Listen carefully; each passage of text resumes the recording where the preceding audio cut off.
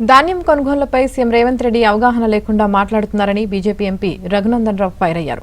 రేవంత్ అబద్దాలు మాట్లాడటం సరికాదన్నారు. 50 లక్షల మెట్రిక్ టన్నుల ధాన్యం కొనుగోలుకు కేంద్రం అనుమతించిందని గుర్తు చేశారు.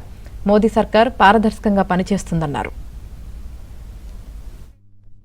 ఎందుకంటే వాట్లు కొంటలేరని నిన్న కూడా ముఖ్యమంత్రి గారు ఎక్కడ మాట్లాడిండు. ఏది పడితే అది మాట్లాడుతుండన్న, పద్ధతి లేకుండా మాట్లాడుతున్నారు. సభ్యత సంస్కారాలు మరిచి మాట్లాడుతూ ఉన్నారు.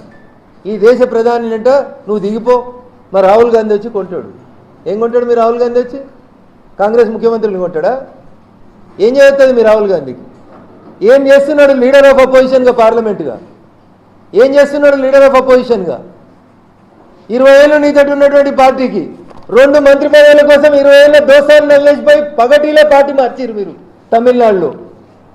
20 ఏళ్ళ నుంచి నీతోటి ఉంది డిఎంకే.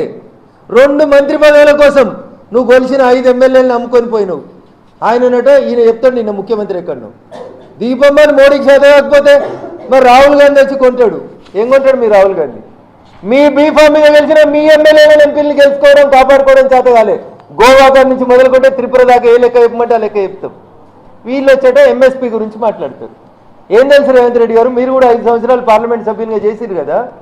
పార్లమెంట్లో ఇచ్చిన ప్రశ్నకు సమాధానానికి శాంక్టిటీ ఉంటుందా ఉండదా? ఇది పంపిస్తాను నేను ముఖ్యమంత్రి గారికి ప్రశ్నకు సమాధానం.